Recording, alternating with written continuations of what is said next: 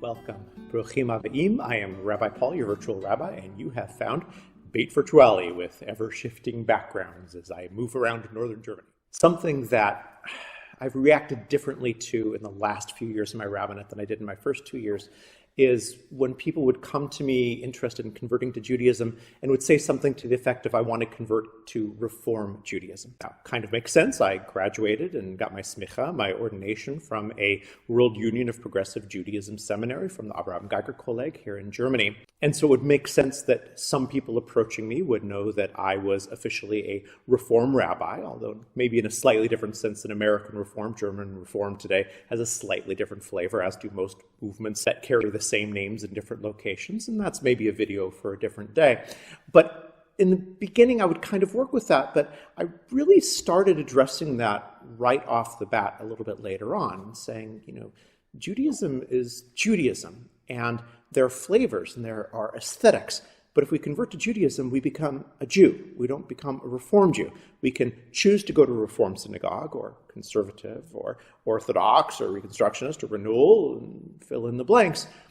But you're converting to Judaism. Now, part of that is completely logical. The majority of people that convert to Judaism convert out of a nominal Christian background, either religiously Christian at some point or their families, or at least from what I would call a generalized Christian society, meaning maybe they didn't grow up Christian, but the definitions and what we learn about religion still come from the dominant culture. And as the dominant culture in the West is still Christianity, by far 31% of the world population Christian and 0.18% of the population Jewish. So yeah, not too many people came out of a primarily Jewish perspective. But within Christianity, denominations function a little bit differently than Judaism. For one thing, there's a lot of them. And for another thing, if you convert into Catholicism, for example, you're a Catholic, and that's not really the same thing as becoming an independent Baptist. The numbers vary wildly as you try to get at an answer of how many denominations are there, but the Center for the Study of Global Christianity states, and this is in 2020, that there are 45,000 different Christian denominations.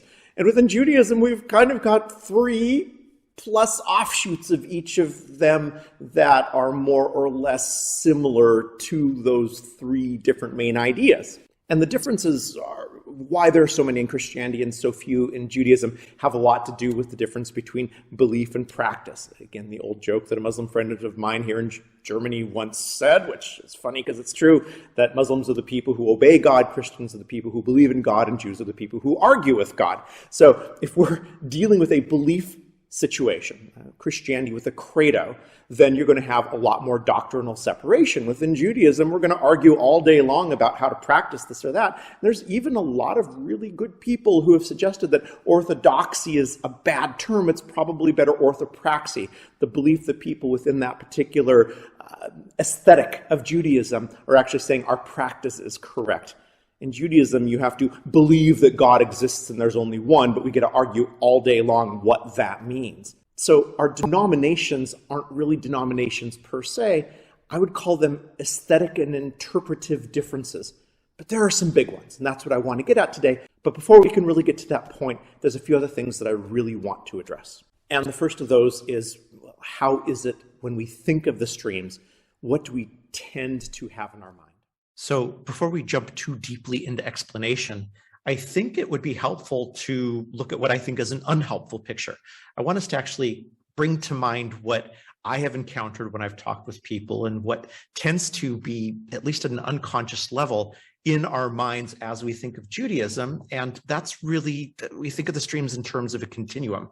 Now, continuum thinking can be incredibly helpful, but I think in Judaism, it's incredibly unhelpful because we kind of start with, on the one side, Orthodox, and on the other side, Reform of this continuum. Now, notice on the slide, I've deliberately played around with left and right. I've done that on purpose to try to confuse us a little bit because I'm getting really tired of the pure association with certain streams of Judaism with certain political parties. And I know that, yes, there are percentages that if you are in the United States and you're Orthodox, you have more of a chance of being part of Republican politics. If you are in the United States and you are Reform, you have more of a probability of being part of Democratic politics. But if we reduce our streams, if we reduce our ways that we practice our Judaism to an extension of a political party, we're in trouble, folks. So I'm just playing around with left-right to try to mess with this a little bit. If Reform is there and Orthodox is there, then conservative Judaism is somewhat in the middle. And then all the other kind of less numerous or other ideas we start filling in. So if Orthodox is sitting there, then ultra-Orthodox must be really, really far in that direction. And then somewhere in between Orthodox and conservative must be these other movements that are just kind of popping out there, like open Orthodoxy and rational Orthodoxy and the partnership minyanim. And if you're really curious about any of those, I'd be really happy to talk about them in a podcast or do a video on them. It's fascinating things that are going on. But then we actually have some problematic ones that pop up, because Reconstructionist, does that go to the right or to the left of Reform? What do we do with that? It's actually an offshoot of conservative Judaism, but it was also much more progressive than Reform in certain ideas, like removing gender from prayer book language. And so, do we stick that on one side or the other side of Reform? Where does that actually fit? Then we start throwing in these other ideas like renewal and secular humanist. Well, those must be even more to that side of Reform than anything else. Well, if we are working through this particular picture, what's really happening, if we are doing this sort of continuum thinking, is that one side is less progressive and one side is more progressive if we're looking at this from a progressive standpoint. If we're looking at this more from an Orthodox standpoint, then it's probably going to be seen more as this side is more traditional and the other side is less traditional, which I can argue within, well, a lot of my colleagues are going to argue what that really means and what traditional means in the situation. But here's the danger, and here's what I really want to get at. Oftentimes, whether we are Orthodox, conservative, or Reform, when we think in terms of a continuum, what we're really getting at is this.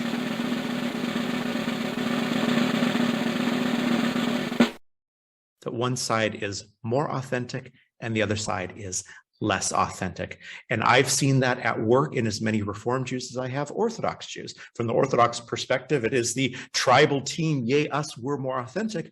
At an unconscious level, I've seen many, many people who are members of Reform communities say, yeah, okay, well, we're doing our own thing, but we acknowledge somewhere deep down that that's not really Jewish. Well, last week I talked a lot about the black hat fallacy. We're not quite as Jewish as the people in the black hat because that's been around since Moshe Rabbeinu, when in fact that's been around for a few hundred years. So my suggestion, let's reject this continuum thinking. It can be helpful in some things. I don't think it's helpful here. It does not help our conscious or subconscious minds try to figure out what's really going on. So jumping back into my model, let me show something that I think is much more helpful. And this is kind of anti-polemic, and this is maybe a little bit kumbaya and overly hopeful, but I really think that this is deep down what the streams are all about in their core, or at least should be about. And that is, instead of a continuum, how about instead we look at everything as equidistance from the unknowable center? Somewhere in that ball in the middle is Ein Sof, the unknowable truth of the eternal. And Orthodoxy and conservative Judaism and Reform Judaism, and then of course all the other different streams and different labels that we put on ourselves, as long as we're in that active dialogue with the eternal, we're seeking to find our way to the truth. It's not a continuum. It's a starburst. It's an asterisk. It's all of us legitimately, if we're in dialogue, if we're struggling, if we're Bnei Yisrael, the children of the one who struggled with that which was greater than them, if we are in that authentic dialogue of wrestling and struggling, then we are authentically Jewish. And our authenticity is not defined by Reform, Conservative, Orthodox, or any of the other streams that are out there. Maybe one of the ways that we could graph this, if we wanted to, is to think of that wonderful song that hopefully we all know, Al Shlosha Devarim, comes from Pirkei Avot, right? Upon these three things, the world rests: on Torah, upon study of our sacred texts; Avodah, upon how we give service, originally in the temple, but the service of our time, the service to our communities; and Gemilut Chasadim, finally, the acts of loving kindness. Often today we use the word tikkun olam. It's a little bit inaccurate. The better term is probably Gemilut Chasadim. Happy to do a video on that. But some streams are going to have different focuses there.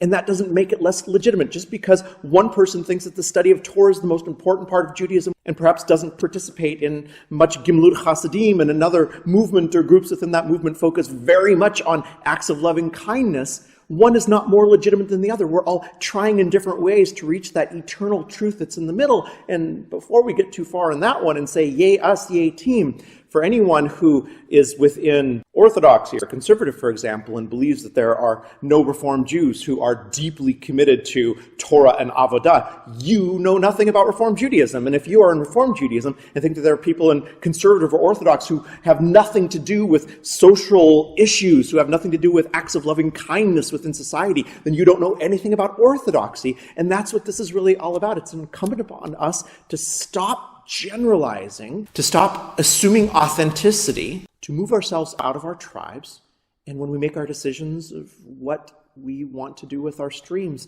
that we do that because that's the place where we can find ourselves within Judaism the best, not because we're right and they're wrong. So I've struggled for years to figure out a way to teach the streams in a way that would make sense in conversion classes and also when I'm teaching adult education regarding the streams. And this is the way that seems to resonate the most. And I think that it's defensible and I think that it makes sense. And that is to look at two different items and then map them to the streams of Judaism, because a lot of the values and the various different implications, such as egalitarianism, for example, those things start coming out when we understand these basics. And the first of those is literal matan Torah. What's matan Torah? That's the giving of Torah, the receiving of Torah, Kabbalat Torah. And this is it literal or is it metaphorical or allegorical? And if we believe it's literal, there's a specific implication for, well, if you think that God, in the most literal, I would hate to say, but kind of truthfully anthropomorphic way, gave to us the tablets upon which the law were written, then we're going to react to the law in a very different way than if we see that as a metaphorical story of how revelation comes through human creativity. On the other side, we've got the question of, is halakha for us normative and binding? So if halakha is normative and binding, then when we wake up and there's a piece of halakha like the Shabbat candles at least 18 minutes before sundown, then that's not going to be something that's up for debate. That is just the understanding of what we are going to do, just like the lighting the Shabbat candles or praying 3 times a day or whatever the case may be. Whereas if it's not normative and binding, then it's open to discussion and debate and part of our everyday life and individual decision making. So if we throw up the 3 different major streams that we've been talking about, Orthodox, conservative, or Judaism, then we just start mapping them. And within Orthodoxy, Matan Torah is seen as literal. Now, listen, this is painting everything with a gigantic brush. I totally understand that. And there are a lot of very nuanced, sophisticated understandings within Orthodoxy, as well as conservative and reform in this discussion.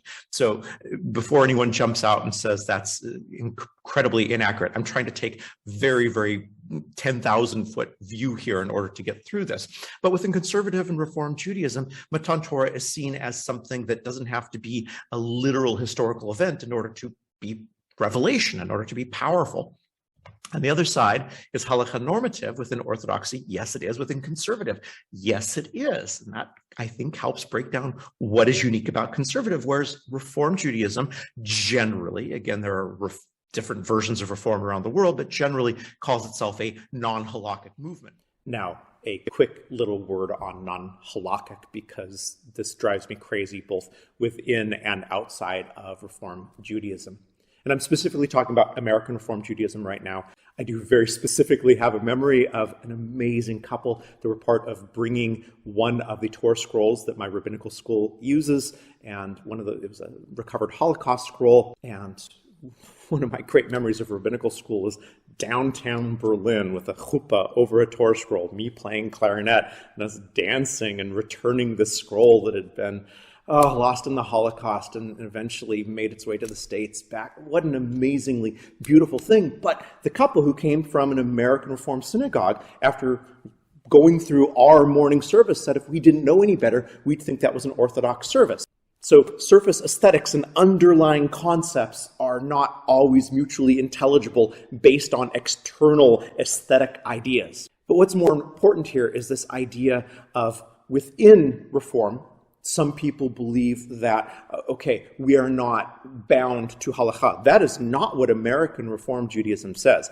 Period, exclamation point. What American Reform Judaism says is that we are bound to the ethical and moral mitzvot, even if we understand that the ritual mitzvot were part of a certain people's expression at a certain time.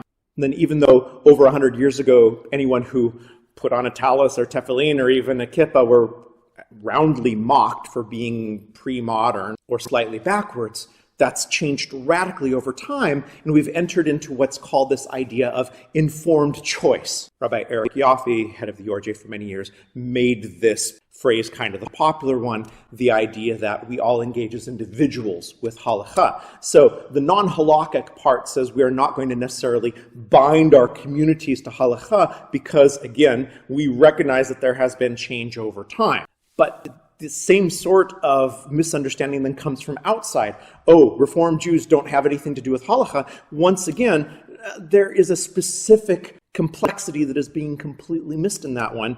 And there is an explicit statement of we are bound to halakha, but the focus on love your neighbor as yourself and the stranger in your midst you shall love as yourself because you were once strangers in Egypt. The underlying ethical sense of all of Judaism and all that comes out of that, that is absolutely, clearly, explicitly something that binds Reform Jews. Now, even Rabbi Eric Yaffe, when I had a chance to speak to him, had made the comment, oftentimes we do an awful lot of choosing and not enough informing, but I've also had another Reform rabbi who I studied with who actually said something that was profound, saying that every single Reform Jew who's making a choice on which halakha to follow or not should be more informed than Orthodoxy, because if we are taking it upon ourselves to make that decision, then we should actually know what decision it is that we're making. It's a good gauntlet to throw down. So jumping back to the slide, and remember, as we look at Orthodox conservative reform, these are terms that came out of the 19th century. Even though there's never been a monolithic Judaism, these particular streams that we say today are a result of, in the 19th century, this idea that we could start looking at religion in general academically, that we could actually look at Judaism and say, different texts might have made up the Torah, and it wasn't necessarily written by Moshe Rabbeinu. And so in Germany, we get this idea of Wissenschaft des Judentums, and that's a very fancy direct translation is the science of Judaism. It's usually translated as Judaistic, but this was a massive divide because Orthodoxy did not want to, or what became Orthodoxy was a reaction against this. And Wissenschaft des Judentums basically came out and said, listen, there are implications to studying these texts. One is these texts were put together by human beings, and the implication is human beings can make decisions. And so if there's something that comes to us via superstition, we actually can make human decisions on changing that thing. And so what's affected by Wissenschaft des Judentums, conservative and reform, which is why we see more, especially in reform, more radical changes from what would be considered traditional. That's in huge scare quotes. So I don't know if that's helped or not. I hope that it has. I hope that just that little bit of extra knowledge of what's underlying is going to help us to get out of this mindset of waving a flag.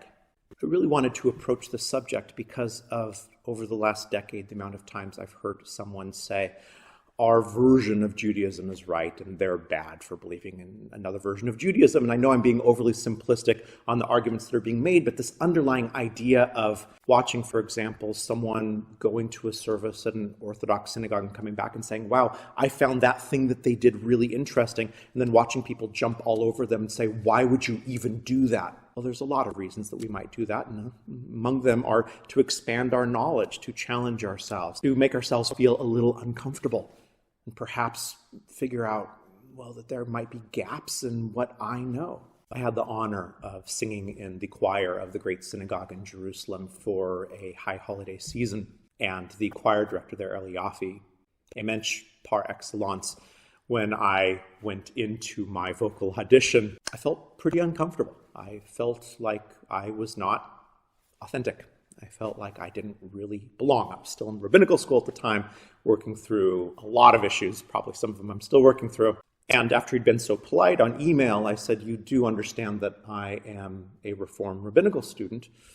Moreover, I'm a Reform rabbinical student in Germany. And he looked at me and he smiled and he said, we don't look at the length of your tzitzit here. Are you a Jew and do you want to sing? Does that feel like it encapsulates the value of love your neighbor as yourself and the stranger in your midst you shall love as yourself? Or telling someone that they're stupid for going to an Orthodox synagogue because they were curious? And of course, I'm taking that perspective because I myself am not an Orthodox Jew. I love going to Orthodox synagogues on occasion, and some of my favorite synagogues when I'm in Israel are Orthodox. And yes, I am highly aware of the painful things that have come out of Orthodoxy, including one former chief rabbi of Israel who made it very clear that Reform Jews were the reason that the Holocaust happened. Once again, what part of love your neighbor as yourself and the stranger in your midst you shall love as yourself because you were once strangers in Egypt did you not get?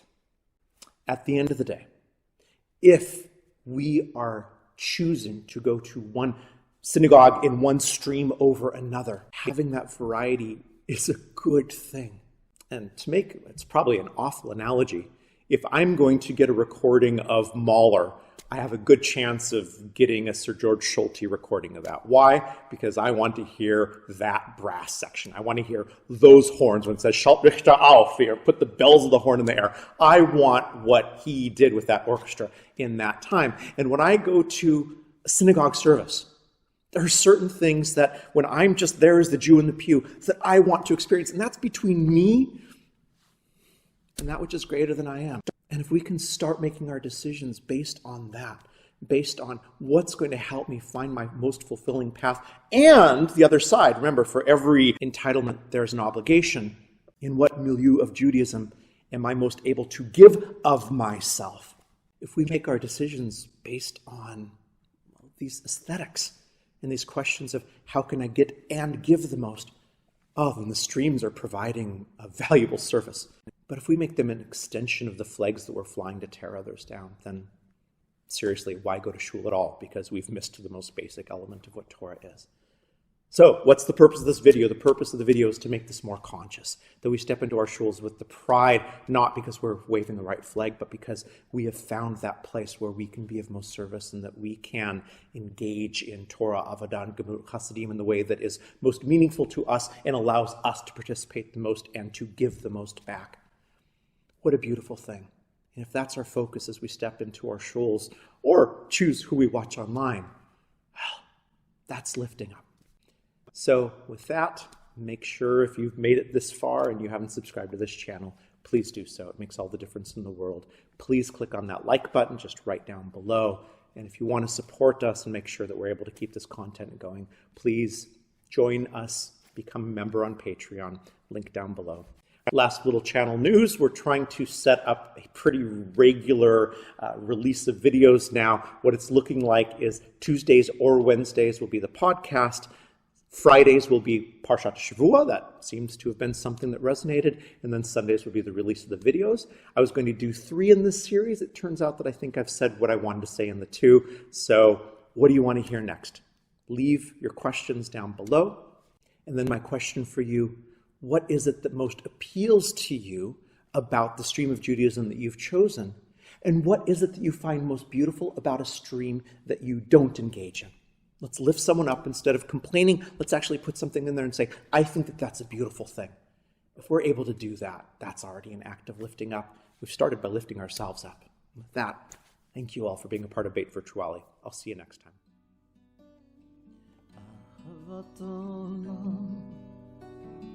את ישראל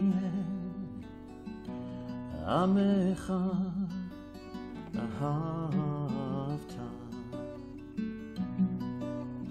אהבת עולם בית ישראל עמך אהבת תורה ומצוות חוקים משפטים אותנו לימדת תורה ומצוות חוקים